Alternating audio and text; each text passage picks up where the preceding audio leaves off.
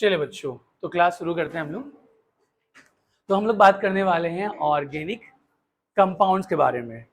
तो आप लोग को पता है कि बेटा ऑर्गेनिक कंपाउंड्स, ठीक है ना, ये ऑर्गेनिक केमिस्ट्री का एक बहुत इंपॉर्टेंट पार्ट है। बिना ऑर्गेनिक के आप लोग अपने लाइफ के बारे में, ठीक है ना, सोच भी नहीं सकते। आप लोग पता होगा कि आप लोग सुबह से उठकर, ठीक है, रात तक जो काम करते हो हर एक चीज में क्या है बेटा, ऑर्गेनिक इन्वॉल्व है। सुबह उठते हो, आंखें खोलते हो तो कुछ आपको दिखाई देता होगा। तो दिखाई देने के लिए, ठीक है ना, जो जो कंपाउंड है, ठीक है ना, वो क्या है बेटा, ऑर्गेनिक है। रेटिनल नाम का एक एंजाइम होता है, ठीक है, जिसकी वजह से आप देख पाते हो। और क्या करते हो, ब्रश करते हो, ब्रश टूथपेस्ट क्या है बेटा, ऑर्गेनिक है, ठीक है ना। जो टूथपेस्ट है वो क्या है, टूथब्रश भी ऑर्गेनिक है ना, टूथब्रश क्या है, पॉलीमर ही तो है, समझ पा रहे हो। टूथपेस्ट क्या है बेटा, ऑर्गेनिक है। हर एक चीज आप आसपास जो देख रहे हो बेटा, वो सारे के सारे क्या है, 99% क्या है, ऑर्गेनिक है, ठीक है ना। बेटा ये बात अब मैं आपको कुछ स्टार्टिंग से स्टार्ट करता हूं। बेटा जब हम लोगों ने देखा कि बहुत पहले की बात है कि यार कितने टाइप के कंपाउंड्स पाए जाते हैं, ठीक है ना, तो पहले ये माना जाता था कि सिर्फ दो ही टाइप के कंपाउंड्स हैं। पहला ऐसा कंपाउंड जो अर्थ क्रस्ट में मिलते हैं, ऐसे कंपाउंड जो अर्थ क्रस्ट, जैसे रॉक सॉल्ट हो गए, चट्टाने हो गए, मिनरल्स हो गए, तो उसको कह दिया गया था क्या बेटा, इनऑर्गेनिक कंपाउंड। और इसके अलावा क्या बच गए बेटा, प्लांट्स, एनिमल्स, ठीक है ना, मतलब ऑर्गन, ठीक है। तो ऑर्गन से जो कंपाउंड डिराइव होता था, ऑर्गन से जो कंपाउंड बनता था, उसे कह दिया गया क्या, ऑर्गेनिक। यार नाम ऑर्गेनिक के पीछे की जो वैल्यू है आपको समझ में आ रही होगी। ऑर्गेनिक का मतलब है ऑर्गन से, हाँ, डिराइव होने वाला कंपाउंड, उसी को हम क्या कहते हैं बेटा, ऑर्गेनिक, ठीक है। तो ये जो ऑर्गेनिक जो टर्म है ना, ऑर्गेनिक कंपाउंड में जो ऑर्गेनिक टर्म है ना, ये वहीं से लिया गया था। और इसके बारे में बताया था किसने, बर्जीलियस ने। ये जो नाम दिया गया था बेटा ऑर्गेनिक, वो किसने दिया था, बर्जीलियस ने। बहुत बड़ा नाम हुआ करता था बर्जीलियस का। उन्होंने एक थ्योरी दे दी, ये नाम भी उन्होंने सजेस्ट किया ऑर्गेनिक, और इन्होंने एक थ्योरी दी जिसका नाम है वाइटल फोर्स थ्योरी। बेटा ये चीज सब सिर्फ सुनते रहना, क्योंकि अब लंबे समय से ऐसा क्वेश्चन अभी बन नहीं रहा है, ठीक है। पिछले कई सालों से इसके पीछे कोई क्वेश्चन आ नहीं रहा। आप लोग ड्रॉपर वाले बच्चे हो, 11 12 तो रहा नहीं, तो कम से कम इसके बारे में जस्ट आप लोगों ने रीडिंग करा होगा, और एनसीईआरटी में भी इसके बारे में दिया हुआ है। तो मैं आपको बोलते जा रहा हूँ, आप लोग सुनते चलना, और मैं जहां से बोलूंगा वहां से आप लोग लिखना शुरू करना, ठीक है ना। तो जो ऑर्गेनिक है ना बेटा, ये जो नाम दिया था किसने दिया था, बर्जीलियस ने दिया था।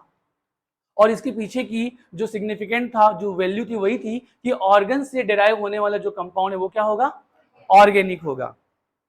उन्होंने एक थ्योरी दी, इसका नाम था वाइटल फोर्स थ्योरी। क्या बेटा, वाइटल फोर्स थ्योरी। इसे वाइटलिज्म भी कहते हैं। नाम से पता चलता है वाइटल फोर्स थ्योरी में उन्होंने क्या बोला था। तो उन्होंने ये बात बोली कि जो ऑर्गेनिक कंपाउंड है वो सिर्फ और सिर्फ ऑर्गन ही डिराइव कर सकता है, ठीक है ना। क्यों, क्योंकि ऑर्गन में कोई ना कोई ऐसा मिस्टीरियस फोर्स पाया जाता है जिसकी वजह से वो ऑर्गेनिक कंपाउंड का फॉर्मेशन कर सकता है, ठीक है बेटा। वाइटल फोर्स थ्योरी ये किसने दिया था, बर्जीलियस ने। क्या बोला उसने कि सिर्फ और सिर्फ ऑर्गन में ही एक ऐसा फोर्स होगा, ठीक है ना, जो उस कंपाउंड को बनाने के लिए क्या होगा, रिस्पॉन्सिबल होगा। और उस कंपाउंड को हम लोग क्या बोलेंगे, ऑर्गेनिक। ऐसा फोर्स कोई भी नॉन लिविंग मैटर में नहीं पाया जाता। इस वजह से ऑर्गेनिक कंपाउंड को आप आर्टिफिशियली नहीं बना सकते। मतलब ये आप किसी भी लेबोरेटरी में जाकर आप बनाने के बारे में सोचे तो आप ऐसा नहीं कर सकते। ये कह दिया था किसने, बर्जीलियस ने, ठीक है ना। लेकिन बर्जीलियस के बाद एक साइंटिस्ट आया, वोलर, एक फ्रेंच साइंटिस्ट है वोलर। और वोलर ने क्या किया बेटा, अचानक से एक इनऑर्गेनिक कंपाउंड, ठीक है, नॉन लिविंग मैटर, एक इनऑर्गेनिक कंपाउंड अमोनियम साइनेट, नाम तो सुना होगा, अमोनियम साइनेट NH4CNO, ठीक है ना बेटा। ये एक इनऑर्गेनिक कंपाउंड है अमोनियम साइनेट। ये इस पर काम कर रहे थे और इन्होंने इसको सडन क्या किया बेटा, गर्म किया। और जैसे ही इसको गर्म किया, ठीक है, कुछ ऐसा हुआ कि वोलर का, बर्जीलियस का जो जो थ्योरी था, वाइटल फोर्स थ्योरी, वो क्या हो गया बेटा, कोलैप्स हो गया। अभी तक बर्जीलियस क्या बोलता था कि किसी भी ऑर्गेनिक कंपाउंड को हम लोग आर्टिफिशियली नहीं बना सकते, लेकिन वोलर ने अमोनियम साइनेट को जैसे ही गर्म किया, ठीक है, दुनिया का पहला ऑर्गेनिक कंपाउंड जो कि आर्टिफिशियली बनाया बनाया गया था उसका क्या हो गया बेटा, डिस्कवर हो गया, उसका जन्म हो गया। ठीक है ना, तो ये क्वेश्चन पूछ सकता है कि पहला ऑर्गेनिक कंपाउंड जिसको आर्टिफिशियली बनाया गया था वो कौन था बेटा, यूरिया। तो अमोनियम साइनेट ये एक इनऑर्गेनिक कंपाउंड, ये क्या है बेटा, इनऑर्गेनिक, ये क्या है, कंपाउंड है जिसको गर्म करने पे एक ऑर्गेनिक कंपाउंड मिला जिसका नाम क्या था बेटा, urea, C double bond ONH। तो ये फर्स्ट ऑर्गेनिक कंपाउंड है, ठीक है ना, आर्टिफिशियली। तो ये एक पहला ऑर्गेनिक, बेटा आप लोग यूरिया जानते हो, खेतों में एज ए फर्टिलाइजर अपन काम में लेते हैं, ठीक है ना, ये पहला ऑर्गेनिक कंपाउंड था। तो जैसे ही वोलर ने ये काम किया, अब बाढ़ से आ गई कि लोगों ने बेटा अब ये विश्वास करना सीख लिया कि यार ऑर्गेनिक कंपाउंड को तब हम लोग आर्टिफिशियली भी बना सकते हैं। इससे पहले बर्जलेस ने जब कह दिया तब लोग मान भी गए थे। जब कोई बड़ा आदमी कह देता है ना, ठीक है ना, कि यार ऐसा नहीं हो सकता, तो लोग मान भी लेते हैं और फिर वो करने की कोशिश भी नहीं करते। पर कोई एक जना उसको कर देता है, देन उसके बाद लोगों की भीड़ हो जाती है, भाई ये कर लिया तब तो हम भी कर लेंगे। तो ऐसे ही फिर बाहर से आगे फिर बर्थलॉट, कोलबेस, कई सारे लोग आए और तरह तरह के ऑर्गेनिक कंपाउंड बनाना शुरू कर दिया। ठीक है जी। तो अब यार एक सवाल था, क्या सवाल, अभी तक बर्जीलियस ने उस कंपाउंड को जो हम लोग ऑर्गन से डिराइव कर रहे थे, ठीक है, जो ऑर्गेनिक कंपाउंड जिसे हम लोग बोल रहे थे, उसे अब तक organic organic organic word use किया जा रहा था, उसको नाम ऑर्गेनिक ही बोल रहे थे। तो अब ये था कि यार ये जो कंपाउंड जिसे हम डिराइव कर रहे हैं इसे हम लोग आर्टिफिशियली भी बना पा रहे हैं, यस और नो, तो उस कंपाउंड का नाम वही रखना चाहिए या चेंज कर देना चाहिए, ठीक है। और अगर चेंज कर देना चाहिए या वही रखना चाहिए तो उसका डेफिनेशन क्या होना चाहिए, क्या वही होना चाहिए या अगेन चेंज कर देना चाहिए। तो बेटा अब सुनो, क्योंकि लंबे समय तक ऑर्गेनिक वर्ड ये यूज होता आ रहा था तो वो नाम चेंज नहीं हुआ, ऑर्गेनिक नाम आज भी हम लोग ऑर्गेनिक ही बोल रहे हैं, पर उसका जो डेफिनेशन है वो चेंज हो गया। क्या कि पहले क्या बोलते थे बेटा, ऑर्गेनिक नाम के पीछे का वैल्यू वही था, क्या कि ऑर्गन से बनने वाला कंपाउंड क्या होगा, ऑर्गेनिक। लेकिन क्या हम आज का डेफिनेशन यही है क्या, नहीं, क्योंकि बेटा और सिर्फ ऑर्गन नहीं, अब हम लोग आर्टिफिशियली उसको बना पा रहे हैं। तो कि फिर किसी ने कहा कि यार जितने भी ऑर्गेनिक कंपाउंड है ना उसमें एक एलिमेंट जो है वो कॉमन होता है, वो कि क्या होता है, कार्बन। तो किसी ने कह दिया कि carbon containing all compounds are organic, लेकिन ये भी सच नहीं था, क्योंकि बेटा अगर ऐसा होता तो अमोनियम साइनेट में भी तो क्या था, कार्बन था। ऐसे कई सारे कंपाउंड है जिसमें क्या है, कार्बन है, जैसे sodium cyanide, carbon dioxide, sodium carbonate, ठीक है क्या। तो ऐसे कई सारे कंपाउंड है जिसमें कार्बन प्रेजेंट है लेकिन है वो इनऑर्गेनिक, होना क्या चाहिए था उसको, ऑर्गेनिक। समझ रहे हो क्या। तो ये भी जो डेफिनेशन था वो खारिज हो गया, ड्रॉप आउट हो गया। और देन उसके बाद फिर किसी ने कहा कि भाई अब कार्बन के साथ हाइड्रोजन जोड़ो और फिर बना लो हाइड्रोकार्बन। क्या, कार्बन प्लस हाइड्रोजन मिलकर बनता है क्या बेटा, हाइड्रोकार्बन। तो अब ये जो हाइड्रोकार्बन है ना इसे हम कहेंगे ऑर्गेनिक कंपाउंड, और इस हाइड्रोकार्बन से बनने वाले दूसरे जो कंपाउंड होंगे वो क्या होंगे, वो भी ऑर्गेनिक कंपाउंड होंगे। तो प्लीज हम लोग स्टार्ट यहीं से करने वाले हैं कि ऑर्गेनिक कंपाउंड जब अब जो डेफिनेशन हो गया है वो क्या हो गया बेटा, कि हाइड्रोकार्बन और उससे बनने वाले जो भी कंपाउंड्स होंगे उसके जो डेरिवेटिव्स होंगे वो सब के सब क्या होंगे, ऑर्गेनिक। क्लियर है क्या बेटा। ऑर्गेनिक के पीछे इतना काम हो रहा है, मतलब जब से लोगों ने उसको डिस्कवर करने के बाद उसको आर्टिफिशियली बनाना शुरू करा है, हर साल नए नए ऑर्गेनिक कंपाउंड बनाए जा रहे हैं हर साल। और ऐसा क्यों संभव हो पा रहा है, क्योंकि कार्बन की एक प्रॉपर्टी होती है catenation property, self linking property. Carbon जो है अपने जैसे एटम के साथ मिलकर एक लंबी चैन या रिंग चैन जैसी संरचना या स्ट्रक्चर क्या कर सकता है बेटा, बना सकता है। और इसकी वजह से हर साल हजारों नए नए ऑर्गेनिक कंपाउंड का फॉर्मेशन हो रहा है। आप देख पा रहे हैं कैंसर की दवा निकल रही है, ठीक है ना, अभी कोरोना वायरस के लिए एक से एक कंपनी जो आई थी वो वैक्सीन निकाल रही थी, वो सब के सब क्या थे, ऑर्गेनिक थे, जिनमें से कुछ जो है बेटा वो सेलेक्ट हुए, बाकी को हटा दिया गया जो काम के थे। समझ पा रहे हो क्या। तो ऐसे हर साल हजारों ऑर्गेनिक कंपाउंड डिस्कवर हो रहे हैं। इसके पीछे जो लोग काम कर रहे हैं बेटा इनकी संख्या इतनी ज्यादा है कि आप टोटल जैसे 118 एलिमेंट्स हम लोग कहते हैं ना, पीरियोडिक टेबल में हम लोग कितना एलिमेंट देख रहे हैं बेटा, 118 में से एक क्या है, कार्बन है। तो अकेले कार्बन पर काम करने वाले जो लोग हैं वो इतने ज्यादा हैं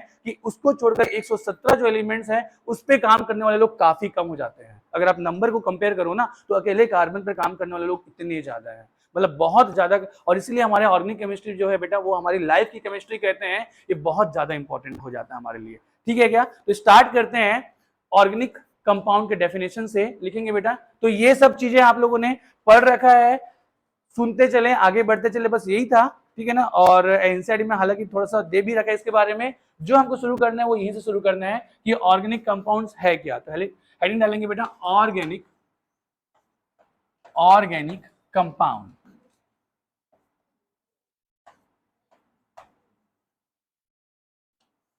तो ऑर्गेनिक कंपाउंड क्या है? तो ऑर्गेनिक कंपाउंड है बेटा हाइड्रोजन और कार्बन से मिलकर बना हुआ कंपाउंड। क्या है? एक ऑर्गेनिक कंपाउंड, ठीक है ना। तो हाइड्रोजन प्लस कार्बन, ठीक है, ये मिलकर क्या बनाता है बेटा? हाइड्रोकार्बन। तो सीधा यहां पर लिखेंगे कि हाइड्रोकार्बन, हाइड्रोकार्बन। क्या हो रहा है भाई?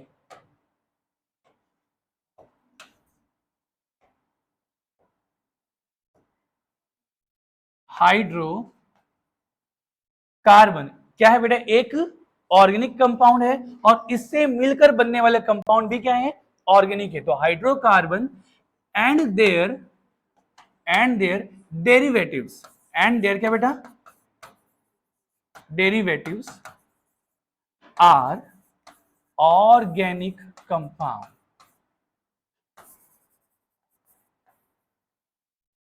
तो हाइड्रोकार्बन और उनकी जो डेरिवेटिव्स हैं बेटा, वो जो है वो क्या है? Organic compound. क्लियर है क्या?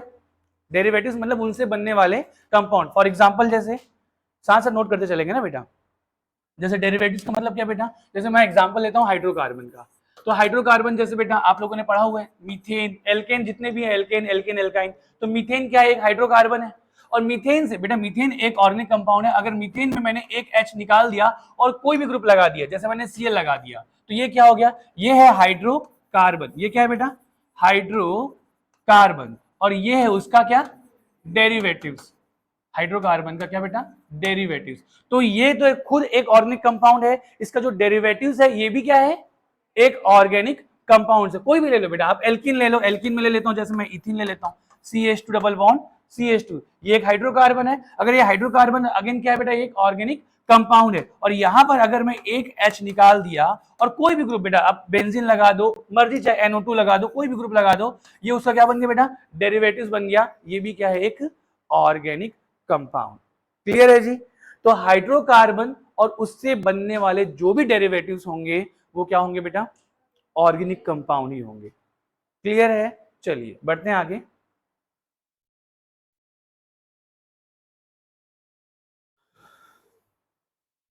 साथ साथ लिखते चलेंगे, ठीक है। चलिए नेक्स्ट। अब बेटा ऑर्गेनिक कंपाउंड को किन किन तरीकों से हम लोग क्या कर सकते हैं? रिप्रेजेंट कर सकते हैं। रिप्रेजेंटेशन, हेडिंग डालेंगे बेटा representation, representation of organic compound.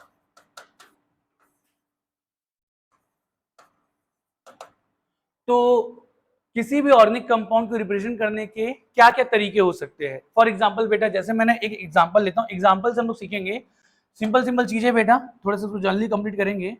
जैसे देखो एक एग्जांपल लेता हूं मैं, जैसे पेंटेन, जानते हो आप लोग पेंटेन? पेंटेन ये एक एल्केन है बेटा, है ना। जिस तो अब इस पेंटेन को किन किन तरीकों से रिप्रेजेंट किया जा सकता है? तो नंबर 1, तो बेटा यहां से अब आएगा नंबर 1, क्या? इसके मॉलिक्यूलर फॉर्मूला से। यस और नो? तो पेंटेन को अपन रिप्रेजेंट कर सकते हैं इसके मॉलिक्यूलर मॉलिक्यूलर फॉर्मूला। तो फॉर एग्जांपल बेटा, जैसे हमने पेंटेन लिया हुआ है, तो पेंटेन का मॉलिक्यूलर फॉर्मूला क्या होता है? C5H12। मतलब किसी भी कंपाउंड का जो मॉलिक्यूलर फॉर्मूला है वो क्या बताता है कि उसमें कितने एटम है और कौन कौन से एटम है। ठीक है, जैसे कार्बन है कितने बेटा? 5, और हाइड्रोजन है और वो कितने बेटा? 12। तो पेंटेन जो है ना, इसको हम इसके मॉलिक्यूलर फॉर्मूला C5H12 से रिप्रेजेंट कर सकते हैं। देखो ऐसा नहीं है ना C5H12 का ओनली पेंटेन ही नहीं होगा, कुछ और भी हो सकता है, पर इसको ऐसे रिप्रेजेंट कर तो सकते हैं। हाँ ना बोलो भाई, ठीक है ना। तो ये हो गया, पेंटेन को रिप्रेजेंट कर सकते हैं उसके मॉलिक्यूलर फॉर्मूला से। नंबर 2 क्या बेटा? नंबर 2 है स्ट्रक्चरल फॉर्मूला। और स्ट्रक्चरल फॉर्मूला दो टाइप का होता है, एक होता है कंडेंस स्ट्रक्चरल फॉर्मूला और एक होता है एक्सपेंडेड स्ट्रक्चरल फॉर्मूला। तो नंबर 2 जो है बेटा वो है कंडेंस्ड स्ट्रक्चर फॉर्मूला। तो कंडेंस स्ट्रक्चर फॉर्मूला जो है, इसमें हम क्या करते हैं? कंडेंस स्ट्रक्चर फॉर्मूला में हम क्या करते हैं बेटा, यहाँ पर कार्बन और हाइड्रोजन दोनों शो करते हैं, बॉन्ड जो है कार्बन कार्बन के बीच का बॉन्ड शो करते हैं। क्या कंडेंस इसमें क्या है, कंडेंस मतलब समझ में आ रहा है क्या, कंडेंस हमने कुछ करा हुआ है, तो यहाँ पर कार्बन और हाइड्रोजन के बीच के बॉन्ड को हम लोग शो नहीं करते। तो पेंटेन आपको पता है, तो पेंटेन में कितने कार्बन, 5 कार्बन। तो पहले बेटा आप 5 कार्बन को, कार्बन की कैटेनेशन प्रॉपर्टी है, तो कार्बन कार्बन को आपस में जोड़ दे, एक कार्बन, 1 2 3 4 और क्या बेटा 5, ये 5 कार्बन हो गया, ठीक है ना। देन इसके बाद फिर अब कार्बन की टेट्रावैलेंसी हमने पहले पढ़ रखी है, अभी भी हम देखेंगे थोड़ा देर बाद कार्बन की टेट्रावैलेंसी क्या होती है सिंपल तरीके से, ठीक है ना। तो कार्बन की टेट्रावैलेंसी का मतलब क्या होता है बेटा, कार्बन कितने बॉन्ड बनाता है, 4, ठीक है ना। तो ये जो टर्मिनल कार्बन कौन सा बॉन्ड बना रहा है, सिंगल बॉन्ड, तो बचे कितने, 3, तो यहाँ पे 3 हाइड्रोजन। तो कंडेंस स्ट्रक्चर फॉर्मूला देखो, आप लोगों को सब कुछ पता होगा, पर मेरा फर्ज बनता है कि मैं आपको जीरो से ही पढ़ाऊं। आप लोगों को लग रहा होगा सर ये तो सब जानते हैं, हो सकता है, ठीक है ना, पर मुझे अभी पढ़ाना जीरो से ही है, क्लियर है क्या। तो यहाँ पर आपको ध्यान में रखना है कि कार्बन और हाइड्रोजन,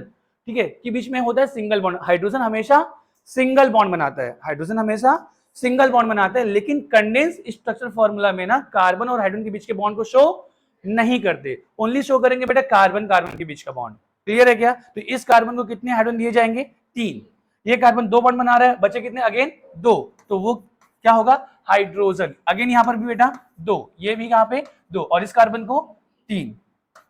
तो आप देख पा रहे हैं कि ये है पेंटेन का कंडेंस्ड स्ट्रक्चरल फॉर्मूला, ठीक है, जिसमें कार्बन और हाइड्रोजन शो करेंगे, बॉन्ड जो है ओनली कार्बन कार्बन के बीच का शो करेंगे, कार्बन और हाइड्रोजन के बीच के बॉन्ड को शो नहीं किया जाता, क्लियर है, ये कंडेंस है।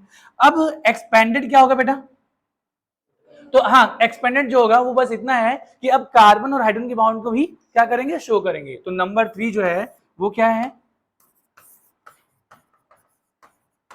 Expanded structure formula. तो यहां पर पूरा ही ओपन कर दो बेटा इसको, तो जब आप पूरा ही ओपन करेंगे तो ये क्या हो जाएगा, ये कार्बन जो है 3 हाइड्रोजन के साथ सिंगल बॉन्ड जुड़ा हुआ है, अगला कार्बन 2 हाइड्रोजन से जुड़ा हुआ है बेटा, ये भी, और लाइक ऐसा। तो ये जो है ये है एक्सपेंडेड स्ट्रक्चरल फॉर्मूला।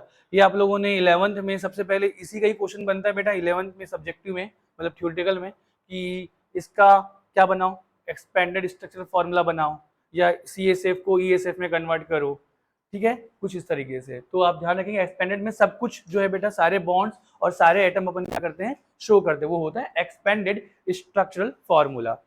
और सबसे जो लेटेस्ट जो टेक्निक है बेटा आज के डेट में जो अपन यूज करते हैं वो है क्या, बॉन्ड लाइन नोटेशन।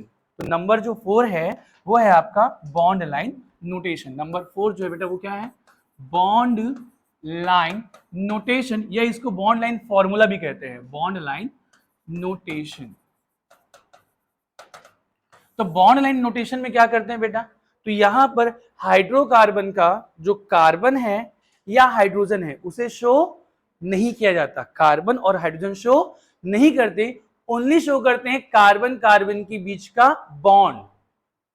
क्या शो करते बेटा, कार्बन कार्बन के बीच का बॉन्ड, बस सिर्फ और सिर्फ यही शो करते हैं। तो यहां पर अगर मैं पेंटेन लिखूं, तो यहां पर बेटा आप देख पा रहे होंगे कि यहां पर कार्बन कार्बन के बीच में बॉन्ड कितने हैं भैया, 4 बॉन्ड है, 1 2 3 और ये 4, कार्बन कार्बन के बीच में 4 बॉन्ड। तो यही 4 बॉन्ड शो करते हैं, और वो भी हम लोग कैसे करते हैं बेटा, जिगजैग, ठीक है ना। जिगजैग क्यों करते हैं, क्योंकि आपको पता है कार्बन टेट्राहेड्रल शेप रखता है, ठीक है ना, और वहां पर जो बॉन्ड होते हैं बेटा कार्बन के पास, तो वो जो होते हैं ये 180 डिग्री पे नहीं होते, वो 180 डिग्री से कम होते हैं। कितना होता है, 109 होते हैं ना बेटा इनके बीच में बॉन्ड। तो ये अगर मैं 2 बॉन्ड देखूं तो जिगजैग ही बन रहा है, और यस और नो। तो चलिए, तो यहाँ पर जो बॉन्ड जो बनेगा बेटा, तो कार्बन कार्बन के बीच में कितने बॉन्ड है, 4 बॉन्ड, तो जिगजैग अपन करेंगे 1 2 3 और 4। तो कार्बन sp3 है, sp3 की वजह से ही वो टेट्राहेड्रल होता है, और उसी वजह से बॉन्ड जो होता है बेटा वो जिगजैग होता है कि इनके बीच में जो बॉन्ड एंगल हो वो कितना हो बेटा, 109 डिग्री, इसलिए इसको जिगजैग करते हैं, क्लियर है क्या। तो चले सीखते हैं एक बार फिर से कि यहाँ पर क्या, देखो तो आपको कैसे समझ में आ गया कि ये कौन सा कंपाउंड है। तो आपको ये ध्यान रखना है कि आपको जो एवरी पॉइंट नजर आ रहा है ना, एवरी एक्सट्रीम, बेटा ये जो है ये क्या है, कार्बन है, ये भी कार्बन है, ये भी कार्बन है, ठीक है। हर एक पीक ये भी कार्बन है, ये भी कार्बन है, हर एक डेप्थ ये भी क्या है बेटा, कार्बन है। मतलब सारे के सारे पॉइंट किसको रिप्रेजेंट कर रहे हैं, कार्बन को, ठीक है ना। तो कितने पॉइंट नजर आ रहे हैं बेटा, 1 2 3 4 5। तो अगर यहां से मैं ये चेक करना चाहूंगी कंपाउंड क्या है, तो बेटा कितने पॉइंट, 5, मतलब ये कितने कार्बन हो गए, 5 कार्बन, 1 2 3 4 5, और सबके बीच में क्या था बेटा, सिंगल बॉन्ड था। अगर यहाँ पर कहीं पे डबल बॉन्ड होता तो मुझे यहाँ पर भी क्या करना होता, डबल बॉन्ड लगाना होता। तो यहां से मैं यहाँ पर पहुंच गया, और यहां पर पहुंचने के बाद आपको एक बात का ध्यान रखना होगा कि कार्बन की क्या होती है, टेट्रावेलेंसी। तो किस कार्बन को कितने हाइड्रोजन मिलेंगे ये अंडरस्टूड होगा, क्लियर है क्या। तो ये कार्बन को कितने हाइड्रोजन, 3, इसको 2 2 2 और 3। तो इस तरीके से बेटा हम लोग यहां से यहां पहुंच जाते हैं, और यहां से बेटा इसका स्ट्रक्चर से हमको समझ में आता है कि कंपाउंड क्या है, पेंटेन। तो पेंटेन को रिप्रेजेंट करने का जो मोस्ट मॉडर्न टेक्निक है वो क्या है, बॉन्ड अलाइन नोटेशन, जिसमें ओनली कार्बन कार्बन के बीच का बॉन्ड शो करते हैं, ठीक है। कार्बन हाइड्रोजन के बीच का बॉन्ड शो नहीं करते, और ना ही कार्बन शो करते हैं और ना ही हाइड्रोजन शो करते हैं, ठीक है क्या। चलो अब इसके बाद, अब अगेन 11th में आप लोग और क्या करते हो, मैं आपको बता रहा हूं, याद दिला रहा हूं कि आप लोग को क्या दिया जाता है बेटा, कि कोई बॉन्ड लाइन नोटेशन दिया जाता है और उसको कन्वर्ट कराया जाता है किसमें, कंडेंस स्ट्रक्चर फॉर्मूला में। तो वो यहाँ पर हम लोग जस्ट 2-3 चीजों का प्रैक्टिस देख लेते हैं, इसमें ज्यादा समय नहीं लगाएंगे क्योंकि हम लोग नीट की तैयारी कर रहे हैं, यस और नो। तो मैं आपको बस बताना चाहूंगा कि कैसे किसी कंपाउंड को, ठीक है ना, शो करते हैं बॉन्ड लाइन नोटेशन में, या बॉन्ड लाइन नोटेशन को कैसे कंडेंस स्ट्रक्चर फॉर्मूला में शो करते हैं, क्लियर है क्या। तो जैसे बी, बेटा मैं एक साइड लिखता हूँ BLN और एक साइड लिखता हूँ क्या, कंडेंस स्ट्रक्चर फॉर्मूला। तो देखो मैं क्या बोलना चाह रहा हूँ, जैसे अगर कोई ओनली जैसे ये CH3CH3, बेटा मिनिमम 2 कार्बन होना चाहिए तभी हम लोग उसको यूज कर सकते हैं bond line, I am sorry इसमें होना चाहिए ना। देखो जैसे CSF अगर मैं बोलूं तो CSF ये हो गया बेटा, कंडेंस स्ट्रक्चरल फॉर्मूला। तो इसको बॉन्ड लाइन नोटेशन में यूज करेंगे, तो बॉन्ड लाइन नोटेशन में कम तभी हम किसी को यूज कर सकते हैं जिसमें मिनिमम कितने कार्बन होगा, 2 कार्बन, तभी तो कार्बन कार्बन के बीच का बॉन्ड शो कर सकते हैं। तो यहाँ कम से कम 2 कार्बन से शुरू होता है बेटा। तो यहाँ पर एक बॉन्ड है तो इसको BLN में अपन क्या करेंगे, एक लाइन जस्ट। तो इसका क्या मतलब हो गया, एक कार्बन ये, एक कार्बन ये, तो 2 कार्बन। तो इसको हम लोग इस तरीके से नोट कर सकते हैं, समझा पा रहा हूं क्या। लेकिन अगर मैं कहूं कि CSF में कुछ ऐसा है, CH3COOH, तो बेटा यहां पर आप देख पा रहे हैं हाइड्रोकार्बन के कार्बन के अलावा दूसरे भी एटम प्रेजेंट है। तो दूसरे जो एटम है उसको आपको बॉन्ड लाइन नोटेशन में क्या करना होता है, शो करना होता है, समझा पा रहा हूं क्या? तो इसको कैसे लिखेंगे बेटा, जैसे 2 कार्बन है, यहां पर 2 कार्बन है, तो इसके बीच का जो बॉन्ड हो गया ये सिंगल लाइन हो गया। अब इसका तो ये जो है ये भी कार्बन हो गया और ये भी कार्बन हो गया। अब इस कार्बन में क्या है बेटा, डबल बॉन्ड ऑक्सीजन, और यहां पर बेटा OH, ठीक है जी। तो यहां अब आप बोलना चाहोगे कि सर यहां पर तो आपने H शो कर दिया, तो बेटा ध्यान रखेंगे हाइड्रोकार्बन का जो कार्बन है वो शो नहीं करते, और उसी कार्बन में जो प्रेजेंट हाइड्रोजन है उसे शो नहीं करते। पर यहां पर जो हाइड्रोजन है ना वो कार्बन से नहीं बल्कि ऑक्सीजन से जुड़ा हुआ है, तो इसके हाइड्रोजन को शो करेंगे। हाँ क्या, हाँ अगर हाइड्रोजन किसी दूसरे एटम से, कार्बन को छोड़कर किसी दूसरे एटम से डायरेक्टली कनेक्टेड होगा तो उसको शो करेंगे, ठीक है जी। हाँ जरूरी नहीं कि आप यहाँ पे इनके बीच में बॉन्ड बनाओ, और बिना बॉन्ड बनाए भी आप ओनली OH लिख सकते हो, क्लियर है क्या। तो ये छोटी छोटी बातें हैं जो आपको ध्यान में रखनी है। जैसे अगर मैं आपसे बोलूं बेटा CH3C ट्रिपल बॉन्ड N, ये CSF है, इसको BLN में कन्वर्ट करना है तो आप कैसे करोगे, तो लाइक ये हो गया आपका, हाँ कैसे, देखो अब ये बहुत अच्छा क्वेश्चन है ना, मैं कुछ कुछ इंपॉर्टेंट चीजें बता रहा हूँ, ज्यादा इसमें समय नहीं लूंगा आप लोग का। देखो कुछ कुछ बातें आपको शायद पहले से पता होगी यार, कार्बन का हाइब्रिडाइजेशन नाम सुना है, सुना है ना। तो अगर सुना है तो मुझे बताओ, अगर कोई कार्बन sp कार्बन है, अगर कोई कार्बन sp कार्बन है तो उसका बॉन्ड एंगल कितना होता है, कितना, 180। सबको पता है क्या, हम अभी देखेंगे भी ना। तो यहां पर मुझे बताओ ये कार्बन का हाइब्रिडेशन क्या है, sp, ठीक है ना। तो sp तो मतलब यहां पर जो इसके एक साइड ट्रिपल बॉन्ड है और एक साइड क्या बेटा, सिंगल बॉन्ड है, तो उन दोनों के बीच में जो बॉन्ड एंगल होगा वो कितने का होगा, 180 डिग्री का। तो अगर इसका मैं बॉन्ड लाइन नोटेशन बनाऊं तो बेटा सही तरीका जो होगा ना वो ऐसा होगा, ध्यान से सुनेंगे, ये ऐसा 1 2 3 और ये नाइट्रोजन, इसका सही तरीका ये है।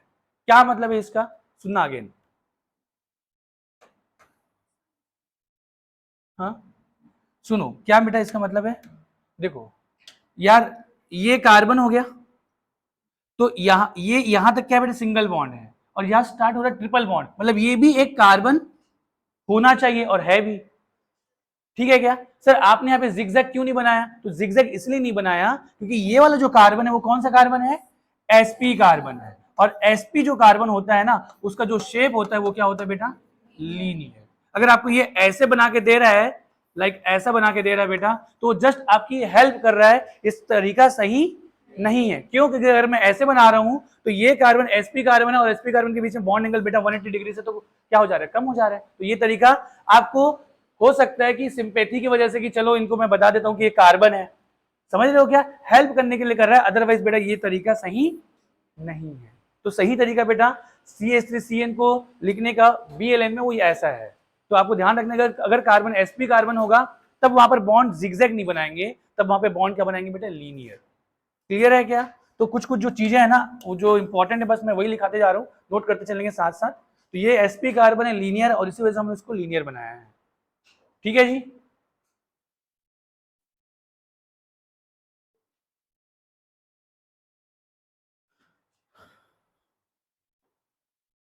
हाँ sp3 कार्बन है ना, कौन, sp2 कार्बन है ना, तो sp2 कार्बन लीनियर कहाँ होता है, 120 होता है ना। हाँ हाँ, अच्छा अच्छा सर आपने ऐसा बना दिया है, ओके वो हो गया है, वो मतलब मैंने लीनियर बनाने की मैंने कोशिश नहीं करी थी, गलती से बन गया है। ठीक है, तो ये आप ऐसा कर सकते हो।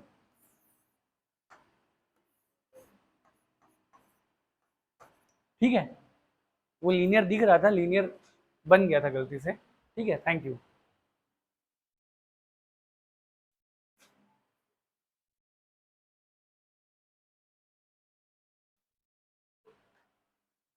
आगे बढ़ू क्या बेटा, अगर मुझे जैसे बेटा ये क्या है, जैसे अगर मैं आपसे BLN से CSF पूछूं, ये क्या है, ये क्या है बेटा, तो ये एक कार्बन हो गया, ये एक कार्बन हो गया और ये भी एक कार्बन हो गया। तो ये दो कार्बन है और दोनों के बीच में क्या बता के रखा हुआ है, डबल बॉन्ड। तो दो कार्बन के बीच में क्या है बेटा, डबल बॉन्ड। और आप फिर वैलेंसी सेटिस्फाई कर दो बेटा, H2 ये क्या है, इथीन।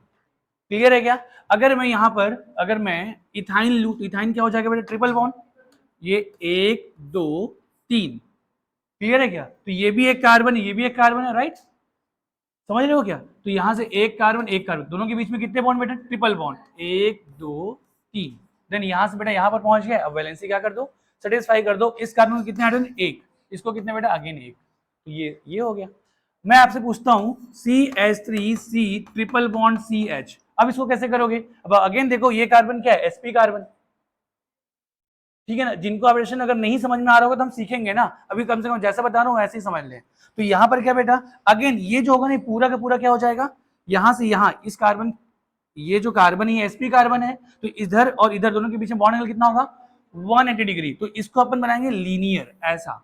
अब कैसे लीनियर बेटा, यहां पर बनाएंगे तो यहां से यहां सिंगल बॉन्ड और यहां से यहां ट्रिपल बॉन्ड, 1 2 3। तो इसको अगर हम, अरे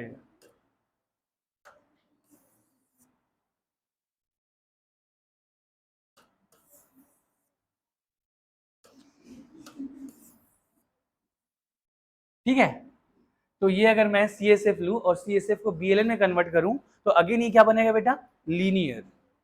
ठीक है, अगेन आपको कई जगह आपको ऐसा मिल सकता है कि ये ऐसा लिखा हो, पर ये तरीका सही नहीं है। ठीक है जी,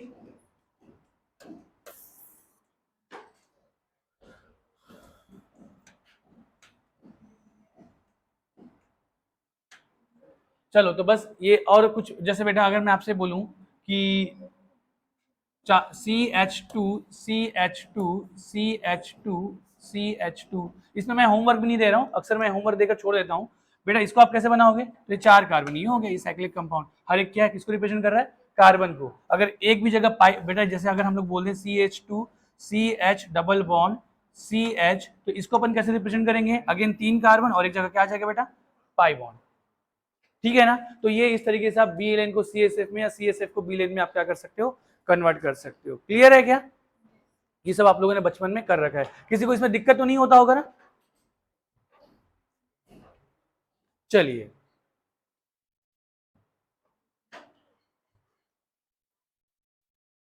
एक काम करो, होमवर्क लिख लो बेटा, घर में करते रहना। आपको क्या कन्वर्ट करना है, BLN से CSF में, ठीक है क्या, BLN को CSF में क्या करना है, कन्वर्ट करना है। तो क्वेश्चन लिख लेंगे, इतना नोट कर लिया था ना। तो चलो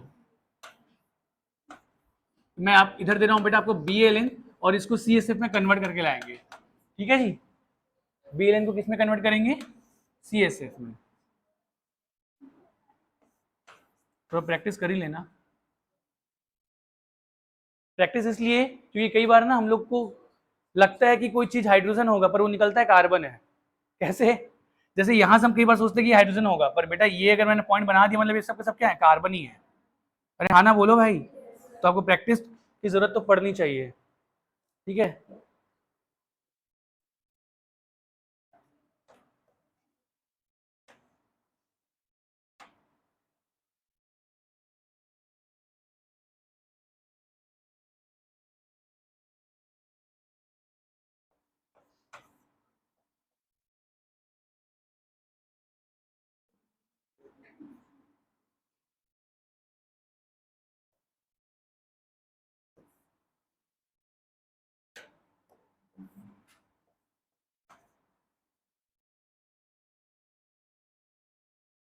देखो इन दोनों में फर्क है, क्या फर्क है मुझे बताओ।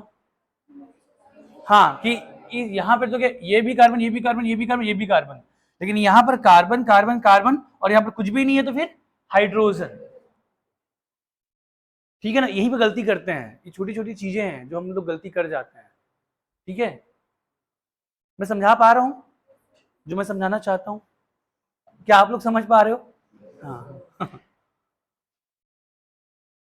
चलो चलिए तो बढ़ते बेटा आगे। तो ये था बॉन्ड लाइन नोटेशन, जो मोस्ट मॉडर्न टेक्निक है to represent the any organic compound. ठीक है ना, इसमें हाइड्रोजन और हाइड्रोकार्बन को, जो हाइड्रोजन है और जो कार्बन है उसे रिप्रेजेंट नहीं करते, डिफरेंट एटम क्या करते हैं बेटा, रिप्रेजेंट किए जाते हैं, या ऐसे हाइड्रोजन जो डिफरेंट कार्बन को छोड़कर डिफरेंट एटम से जुड़े होते हैं उसको भी, मतलब उस हाइड्रोजन को भी क्या किया जाता है बेटा, रिप्रेजेंट किया जाता है। क्लियर है क्या, चलिए बढ़ते हैं आगे।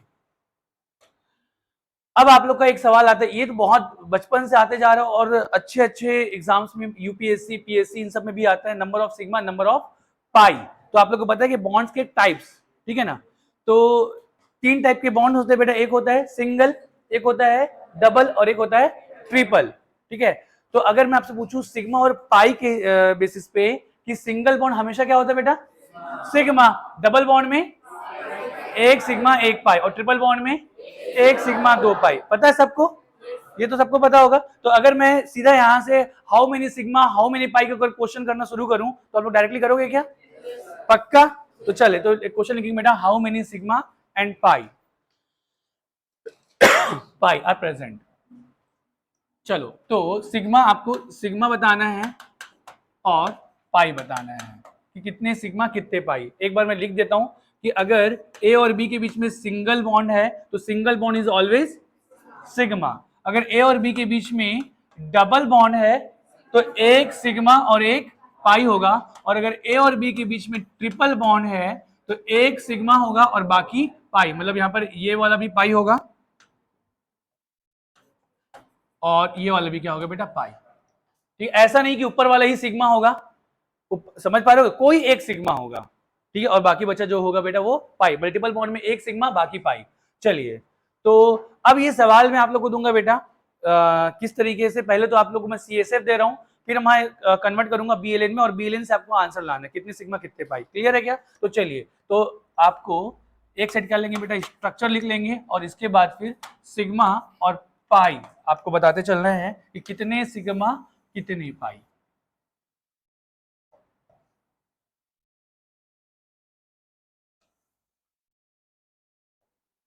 बहुत बेसिक चीजें हैं ये। तो मुझे बताएंगे बेटा, जैसे मैं अगर आपसे पूछूं CH3 कितने सिग्मा कितने पाई। एक सिग्मा, एक सिग्मा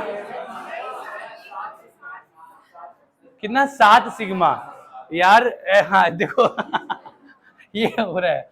तो सबसे पहले बेटा CSF को ना ऐसा हर बार नहीं करना है, एक दो बार CSF को ESF में एक बार कन्वर्ट कर लो, CSF को ESF में। तो ESF में क्या करेंगे बेटा, हाइड्रोजन भी शो करेंगे, यस और नो। 1 2 और 3। तो चलिए चेक करते हैं कितने सिग्मा हो गए बेटा। तो every single bond is sigma. तो ये 1 2 3 4 5 6 7।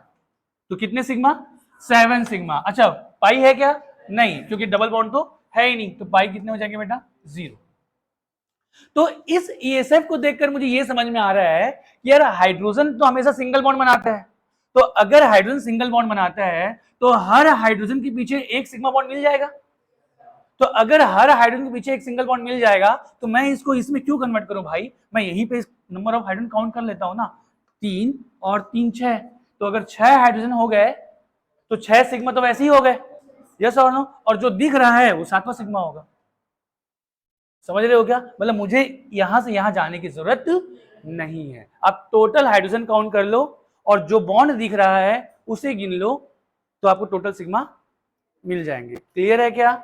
चलिए तो अगला सवाल में बस अब ऐसे ही करेंगे बेटा, फिर से मुझे बताएंगे। अगर मैं कहूं CH3 CH double bond CH2, मुझे बता कितने सिग्मा कितने पाई।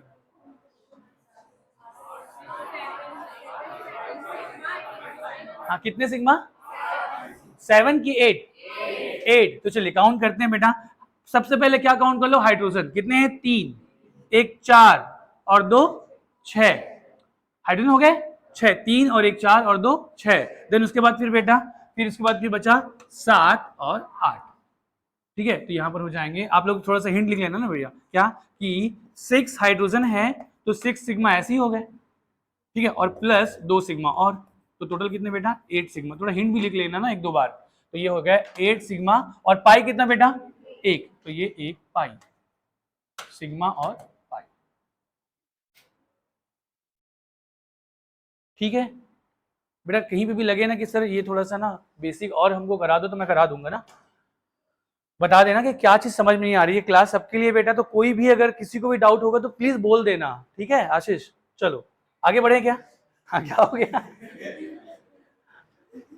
क्या ऐसा क्यों होता है सुनो, तो अब मैं आप लोगों को क्या कर रहा हूं ना, CSF ना देके अब मैं आपको दे रहा हूं BLN। तो BLN से कन्वर्ट करोगे तब मजा आएगा। क्लियर है क्या। चलिए तो अब मुझे बताएंगे फिर से अगला बहुत सिंपल सा सवाल, इसमें कितने सिग्मा कितने पाई, फिर क्या,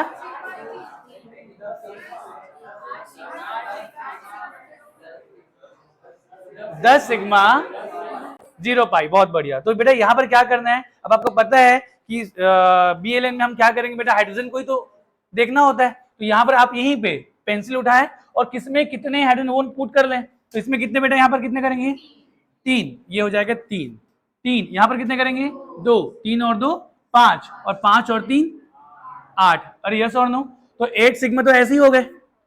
अरे हाँ ना बोलो भाई। देन उसके बाद फिर बेटा 9 और 10, तो ये 10 प्लस 2 इज इक्वल टू कितना बेटा, 10। तो सिग्मा जो हो जाएगा 10 और पाई कितना हो जाएगा बेटा, 0। ठीक है, आता सब कुछ है, बस आपको तरीका, ठीक है ना, ध्यान रखना है कि आपको कैसे करना है। ठीक है, चलिए नेक्स्ट अगला सवाल।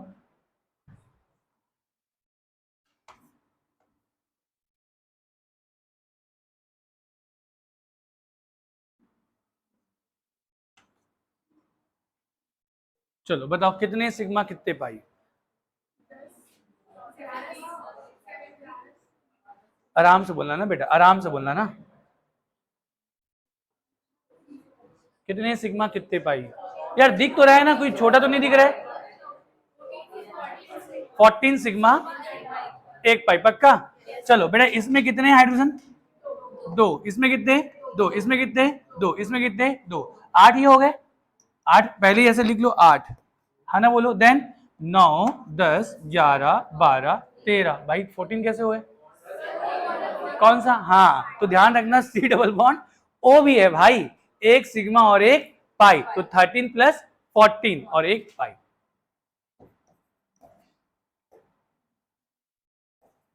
चलो अगला,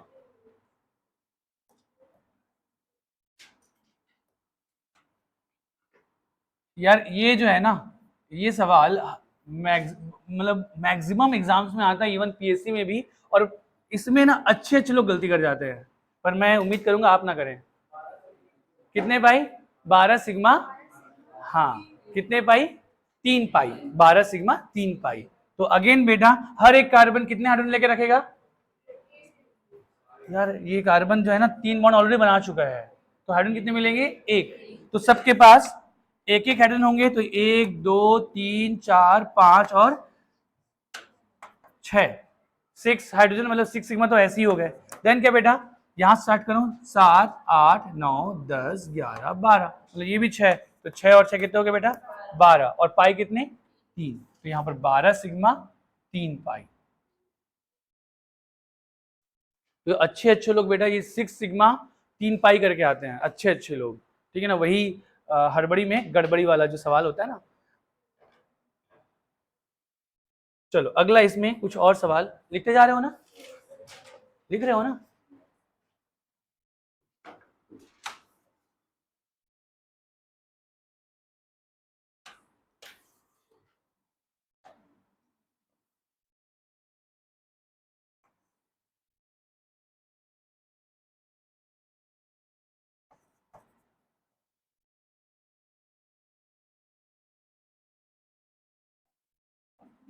चलो, कितने सिग्मा कितने पाई?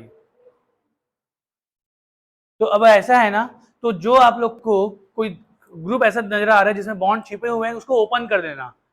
फिर से हड़बड़ी में गड़बड़ी नहीं करनी। ये दिख तो रहा है ना भैया? क्या कितने सिग्मा?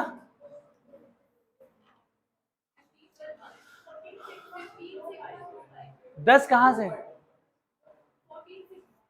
हाँ 14 सिग्मा। चलो चेक करते हैं एक बार बेटा, इसको एक बार ओपन कर लो, इसको एक बार ओपन कर लो। तो ये क्या है? ये है सी डबल बॉन्ड, ठीक है, ओ, और ये एच। अगर एच काउंट करोगे तो ये फिर एच अगर काउंट ये वाला करोगे ना, तो ये बॉन्ड काउंट मत करना। अगर समझ पा रहे हो क्या? कई बार हम लोग ये एच भी काउंट कर लेते हैं, और ओपन कर लिए तो बॉन्ड भी काउंट कर लेते हैं, तो वही चीज 2 बार हो जाता है, तो इसका ध्यान रखेंगे ना, मतलब अगेन गड़बड़ी नहीं करना है आपको। अगर ये एच काउंट कर लोगे तो ये वाला बॉन्ड काउंट मत करना। चलो स्टार्ट करें बेटा एक बार, तो एक बार थोड़ा ओपन करके इसको, है ना? चलिए मुझे बताएंगे, यहां पर कितने हाइड्रोजन? 3। यहां पर कितने बेटा? 1। यहां पर कितने? 1। यहां पर कितना? 1। अरे एक ही है ना? हाँ। चलो, और इसके बाद फिर क्या बेटा? बस ये हो गया, ठीक है? अरे हाँ ना बोलो, मैं ये वाला हाइड्रोजन काउंट नहीं कर रहा क्योंकि मैंने ओपन कर लिया है, ठीक है जी?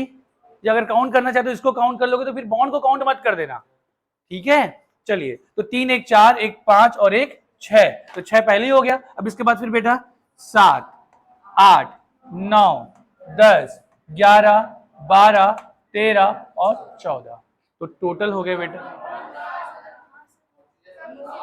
अरे यार, यस यस यस, और देखो, तो ये हो गया 15। आप लोग 14 बोल रहे थे क्या? तो मैं 14 में मैं भी गलती से रुक गया। तो ये कितने बेटा? 15। 15 सिग्मा, और पाई कितने बेटा? एक और एक 2, तो यहाँ पर आंसर है 15 सिग्मा 2 पाई। देखो यार, ये चीजें मतलब इसमें कोई केमिस्ट्री है ही नहीं, ठीक है? इसमें अवेयरनेस है, आप थोड़ा सा अवेयर रहोगे, ठीक है ना? आप क्वेश्चन सॉल्व करो, हड़बड़ी करोगे तो अगेन गलती होने के चांसेस हो जाते हैं। तो इस तरह से how many sigma how many pi के क्वेश्चन है। अच्छा, इसके बाद फिर बेटा आप लोग को हाइब्रिडाइजेशन, ये हम लोग बड़ा डिटेल में पढ़ेंगे केमिकल बॉन्डिंग में, ठीक है ना? लेकिन इसके बारे में थोड़ा सा जो क्वेश्चन बनता है कि आपको कोई जो मॉलिक्यूल है उसमें जो कार्बन है प्रेजेंट है, उस कार्बन का हाइब्रिडाइजेशन क्या होगा, ये इसमें सवाल आ जाते हैं, तो वो सवाल भी इसके साथ में इंक्लूड करते जा रहा हूं। क्लियर है क्या? चलिए, तो सबसे पहले बेटा हेडिंग डालेंगे hybridisation. Hybridisation,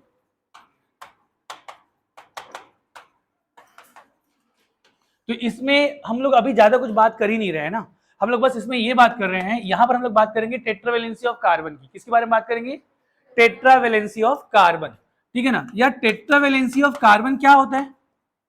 tetravalency of carbon ये क्या होता है बेटा? कि कार्बन में 4 कार्बन कितने बॉन्ड बनाता है बेटा? 4 बॉन्ड। 4 बॉन्ड क्यों बनाता है?